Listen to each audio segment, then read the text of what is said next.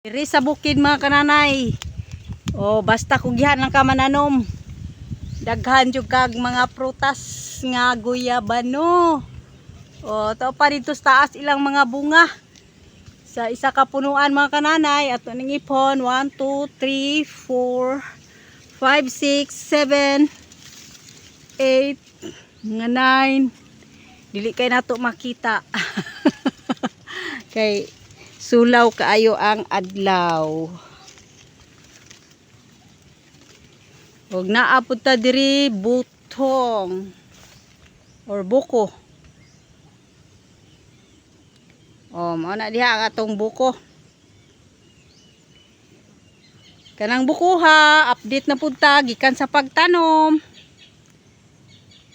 Hapit na mag 4 years. O, di ba naka nanay butong. Makahinom na tag buko.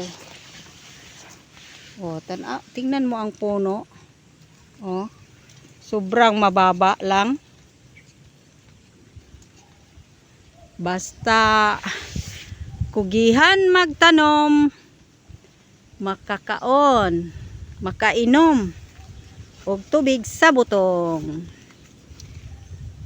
Ang unang bunga, duha ka buok, amo nang gikaon. Kani ikaduha ni siya, naapoy ikatulo, pero duha na lang pud ka buok. Na ay uban diri sa ibabaw kuan pa siya. Kinahanglan pa na siya nga bunga na pud na, bunga na pud na siya. Pero kung makapalitag sanggot, ato nang sanggutan aron makatuba. Kanang wine ba tuba? Tuba wine sa niyog.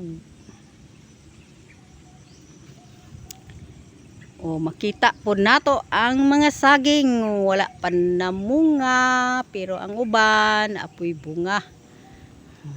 Kanang lubi diha sa ubos dungan ra nagtanom diri sa taas pero ang isa pa kapunuan ang namunga. Kani. O mao pa ni ang namunga. Swerte na siya kay namunga siya. Kanang uban diha wala pa.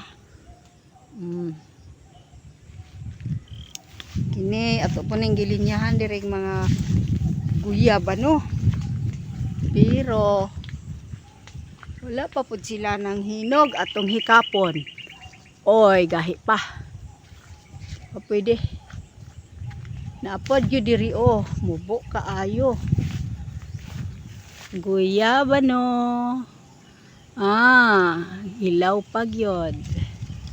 Mubo ra kaayo siya. Kang bunga ang guyabano karon kay season. Uy, ang saging pwede na tag-on ang liki na.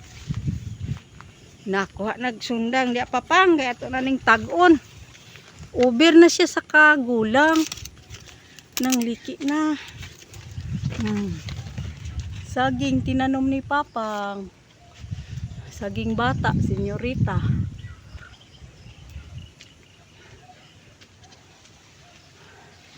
Munay payag-payag or kubo.